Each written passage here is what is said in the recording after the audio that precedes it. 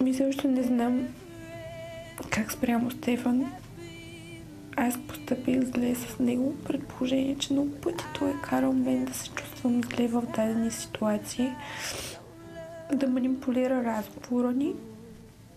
И в момента, ако говори против мен навън, това е много показателно. Кой от нас двамата е бил фалшив през цялото време? Ако в момента трябва да драсна чертата, примерно втория ден тук съм ги осъзнал, че този човек може би няма да бъде с мен в моя живот. Наистина е така. Ма чакай малко тогава, бе. Ти за какво си правил всичкото това? Като още от втория ден си драснал чертата. Сега какво се опитва да излезе светец пред тези хора, дето му нападаха момичето допреди малко ли?